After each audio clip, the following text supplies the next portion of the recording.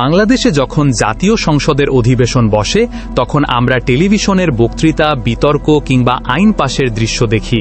কিন্তু কখনো কি ভেবেছেন এই সংসদ চলতে প্রতি মিনিটে কত টাকা খরচ হয়? 2019 সালের জানুয়ারি থেকে 2023 সালের এপ্রিল পর্যন্ত 22টি অধিবেশনের খরচ পর্যালোচনা করে একটি সংসদের ব্যয়ের হিসাব তৈরি করেছিল ট্রান্সপারেন্সি ইন্টারন্যাশনাল বাংলাদেশ (TIB). সেই গবেষণা বলছে সংসদের অধিবেশন চলার সময় প্রতি মিনিটে গড় প্রায় 2,72,000 টাকা ব্যয় হয়। তাহলে 1 ঘন্টায় খরচ দাঁড়ায় প্রায় 1,63,00,000 টাকা।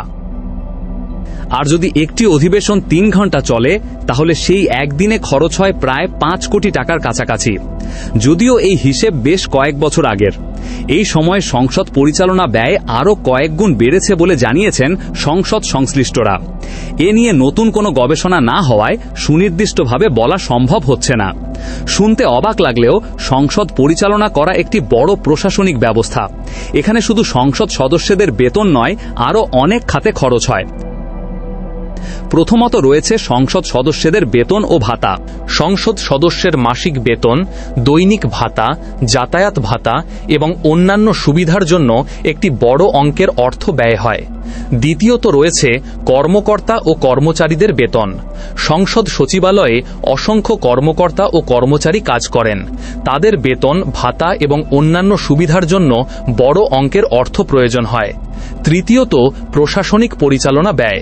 সংসদের নথি তৈরি, বিল প্রস্তুত, দাপ্তরিক কাজ, সভা পরিচালনা এসব কার্যক্রম চালাতে নিয়মিত প্রশাসনিক খরচ হয়। চতুর্থত সংসদ ভবনের রক্ষণাবেক্ষণ।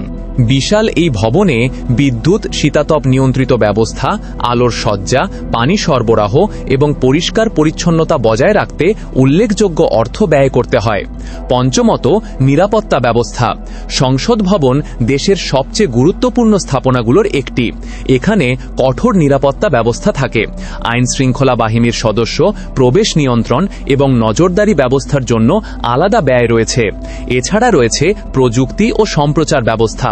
সংসদের অধিবেশন, সম্প্রচার, শব্দ ব্যবস্থা, তথ্য সংরক্ষণ এবং প্রযুক্তিগত সেবার জন্য নিয়মিত অর্থ ব্যয় হয়। অর্থাৎ সংসদের প্রতি মিনিটের ব্যয়ের মধ্যে এসব খাতের সবকিছুই যুক্ত থাকে। তবে এই হিসাব সামনে আসার পর একটি গুরুত্বপূর্ণ প্রশ্ন উঠেছে।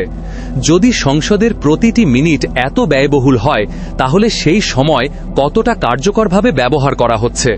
ভিডিওটি ভালো লাগলে লাইক, শেয়ার ও কমেন্ট করতে ভুলবেন না।